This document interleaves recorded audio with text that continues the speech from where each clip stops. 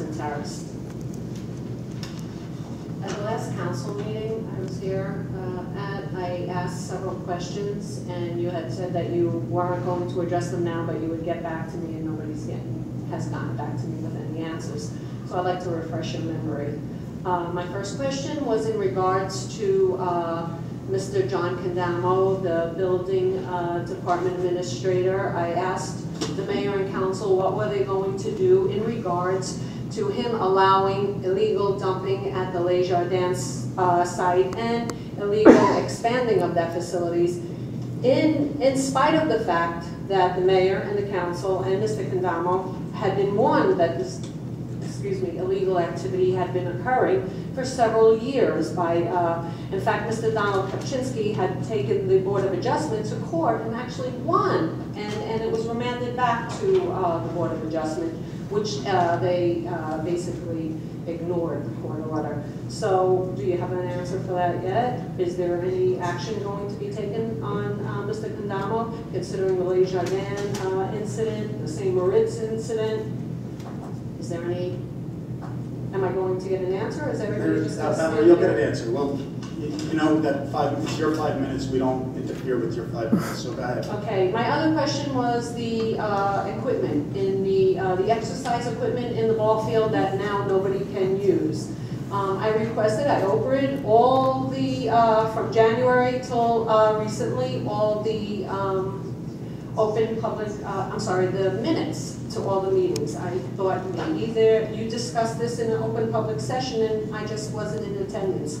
There's no record of this ever being discussed in public. There's no record of a full council voting to go ahead and look into the exercise equipment.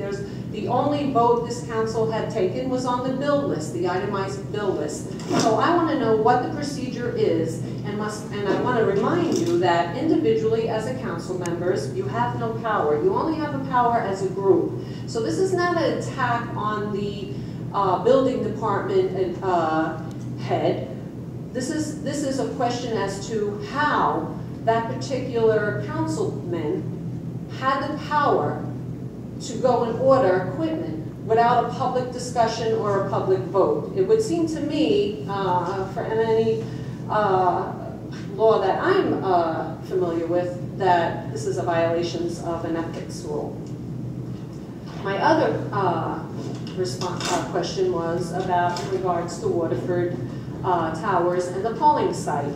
We had a little discussion at the last meeting, and I was told that it's about the people and the amount of people that live in this building. Well, I went and requested the actual list, the district list of the 4th district. In the 4th district, there are exactly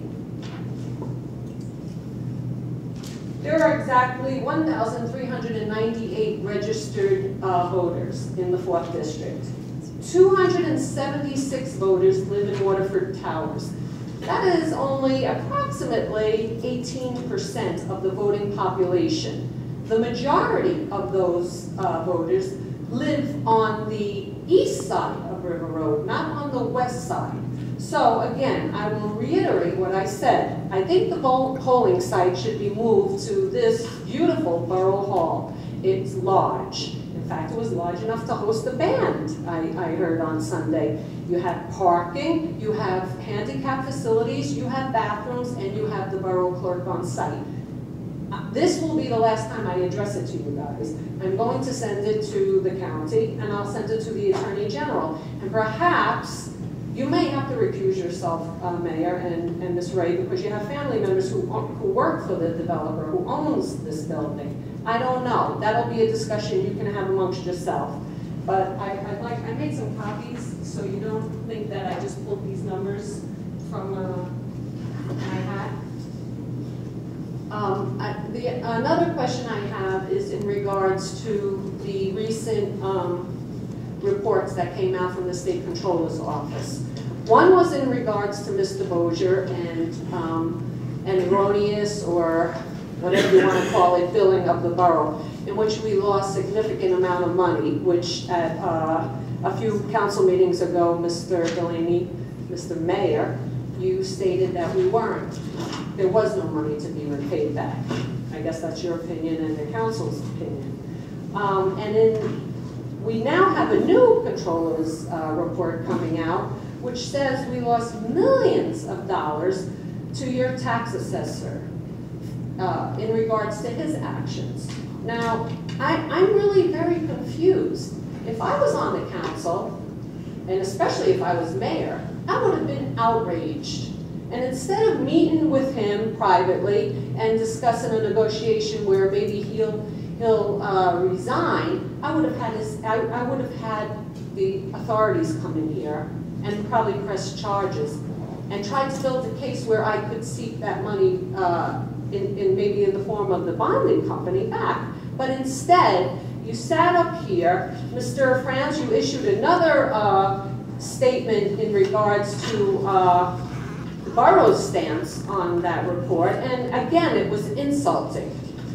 I don't understand this. I just don't understand why you choose to protect people who are making the taxpayer, me, lose money. I don't understand this. Thank you. Thank you, Val. Anyone else wish to be heard? Dennis?